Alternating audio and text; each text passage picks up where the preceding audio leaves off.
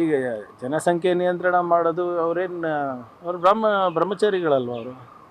ಬೇರೆಯವರಿಗೆ ಹೇಳ್ತಾರೆ ನೀವು 3 ಮಕ್ಕಳು ಹುಟ್ಟಿಸಿ 4 ಮಕ್ಕಳು ಹುಟ್ಟಿಸಿ ಅವ್ರಿಗೆ ಧರ್ಮ ರಕ್ಷಣೆಗೆ ಬಿಡಿ, ಗೋರಕ್ಷಣೆಗೆ ಬಿಡಿ ಅಂತ. ಇವರೆಲ್ಲ ಬ್ರಹ್ಮಚಾರಿಗಳಂತ ಹೇಳ್ಕೊಂಡು ಓಡಾಡ್ತಾರಲ್ಲ.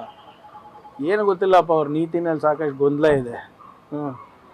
ಅವರಿಗೆ ಗೊತ್ತಿಲ್ಲ ಅವರ ಸಂಸ್ಥೆ ಏನು ಮಾಡ್ತಾ ಇದೆ, ಹೇಗೆ ಮಾಡ್ತಾ ಇದೆ, ಅವರ ಸಂವಿಧಾನ ಏನಿದೆ ಅಂತ ಗೊತ್ತೇ ಇಲ್ಲ. ನೀವು ಅವ್ರ ಸಂವಿಧಾನ ತೆಗೆದು ಓದ್ಬಿಡಿ. ಅವ್ರದ್ದು ಸಾಕಷ್ಟು ವಿಷಾದ ಅಷ್ಟೇ ವ್ಯಕ್ತಪಡಿಸಿರ್ತಾರೆ ರಾಮ ಮಂದಿರ ದೇಣಿಗೆ ಆಕ್ರಮ. ನೋಡಿ, ಫಸ್ಟು ಒಪ್ಕೋಬೇಕು ಅವರಿಂದ ತಪ್ಪಾಗಿದೆ ಅಂತ. ತಪ್ಪಾಗ್ಬಿಟ್ಟು ಸಾರ್ವಜನಿಕರಲ್ಲಿ ಕ್ಷಮೆ ಕೇಳಬೇಕು. ಸುಮ್ಮನೆ ಯಾವುದೋ ಪ್ರೆಸ್ ನೋಟ್ ಕೊಡೋದಲ್ಲ ಅದು. ಎಲ್ಲ ಜನರು ಕೂಡ ಅಲ್ಲಿ VHP ಕಾರ್ಯಕರ್ತರು, ಪದಾಧಿಕಾರಿಗಳು, VHP ಅಧಿಕೃತ ಅಂಗಸಂಸ್ಥೆ RSSದು. VHP ಹುಟ್ಟಾಕಿದ್ದೆ RSS. ಒಫಿಷಿಯಲಿ ಅವರಿಗೆ ನೆಂಟಿದೆ, ಅಧಿಕೃತವಾಗಿ ಅವರೆಲ್ಲ ಸಂಬಂಧಿಕರೇ ಇದ್ದಾರೆ.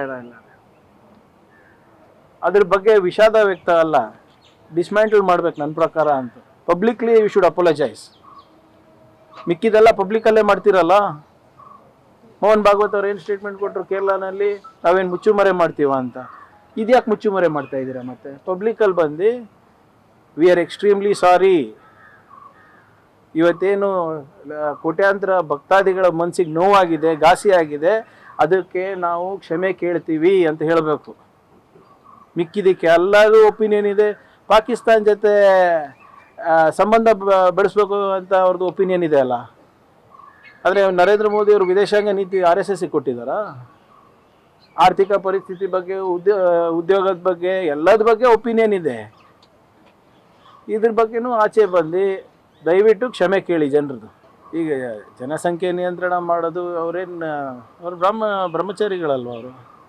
ಬೇರೆಯವರಿಗೆ ಹೇಳ್ತಾರೆ ನೀವು 3 ಮಕ್ಕಳು ಹುಟ್ಟಿಸಿ 4 ಮಕ್ಕಳು ಹುಟ್ಟಿಸಿ ಅವ್ರಿಗೆ ಧರ್ಮ ರಕ್ಷಣೆಗೆ ಬಿಡಿ, ಗೋರಕ್ಷಣೆಗೆ ಬಿಡಿ ಅಂತ. ಇವರೆಲ್ಲ ಬ್ರಹ್ಮಚಾರಿಗಳಂತ ಹೇಳ್ಕೊಂಡು ಓಡಾಡ್ತಾರಲ್ಲ.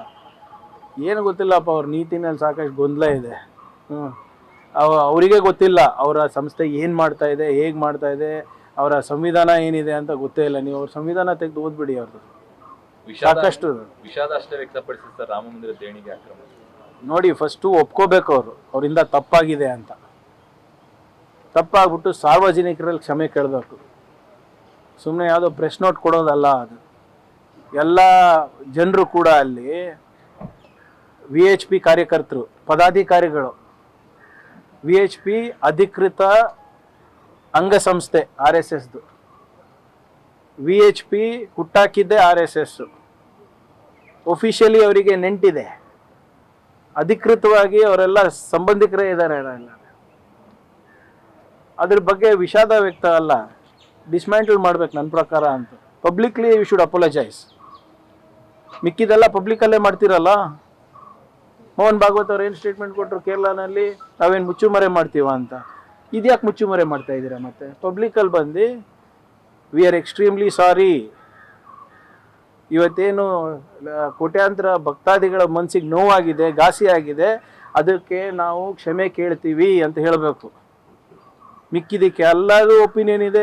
ಪಾಕಿಸ್ತಾನ ಜೊತೆ ಸಂಬಂಧ ಬೆಳೆಸ್ಬೇಕು ಅಂತ ಅವ್ರದ್ದು ಒಪಿನಿಯನ್ ಇದೆ ಅಲ್ಲ. ಆದರೆ ನರೇಂದ್ರ ಮೋದಿ ಅವರು ವಿದೇಶಾಂಗ ನೀತಿ RSSಗೆ ಕೊಟ್ಟಿದ್ದಾರಾ? ಆರ್ಥಿಕ ಪರಿಸ್ಥಿತಿ ಬಗ್ಗೆ, ಉದ್ಯೋಗದ ಬಗ್ಗೆ, ಎಲ್ಲದ ಬಗ್ಗೆ ಒಪಿನಿಯನ್ ಇದೆ. ಇದ್ರ ಬಗ್ಗೆನೂ ಆಚೆ ಬಂದು ದಯವಿಟ್ಟು ಕ್ಷಮೆ ಕೇಳಿ ಜನರದು.